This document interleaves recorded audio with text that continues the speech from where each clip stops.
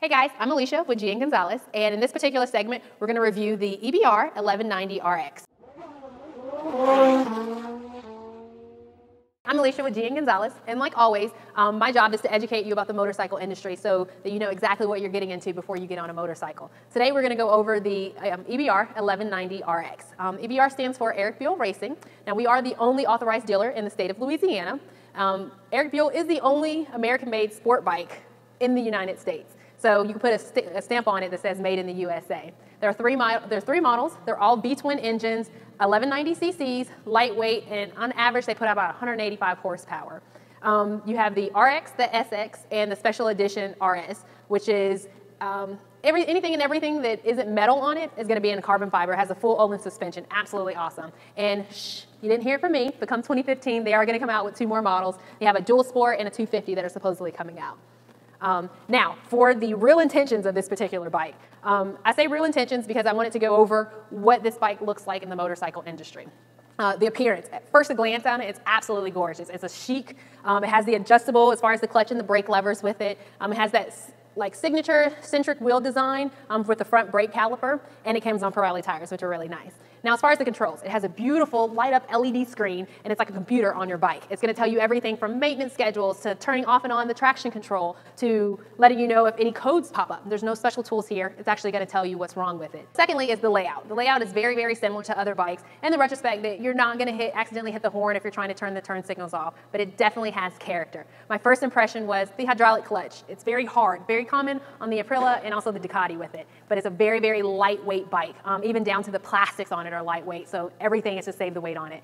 Then you're going to have the seat height, which is absolutely perfect. The tank is a little bit awkward as far as the position that it hits on you, but I guess something you could possibly get used to. And also the kickstand.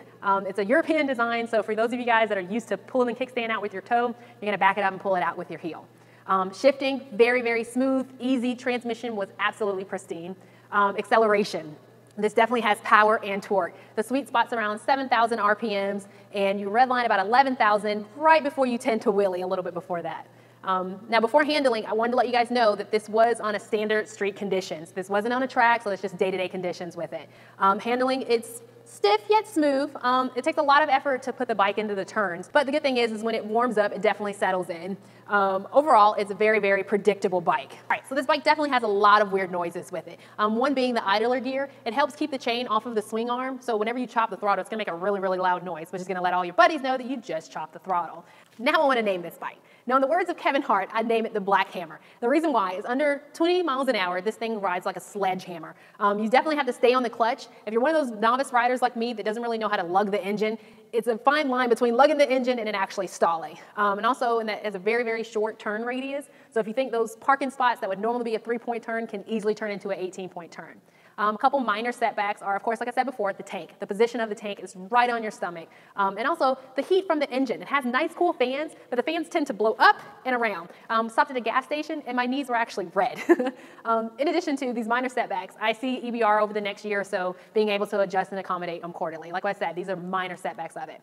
But the real intention, I take this particular bike, the EBR 1190RX, as a street legal track bike. It has character. You'll learn to love the ruggedness, loud roughness of it. I found myself in that being awkward while I was on it, but yet the next day looking to actually ride it again. So like what I said, for our first American-made and our first and only American-made sport bike in the United States, I definitely say Eric Buell did an amazing job with it. You guys, that's it for this segment. If you have any questions or comments, feel free to type them below and I'll be more than happy to answer them for you. Once again, if you're in the Baton Rouge area, feel free to check us out. If not, you can always check us out at GNGonzales.com. Don't forget to subscribe. I've said it like 30 million times. One day you're actually going to do it. But until next time, don't forget, gas is on the right.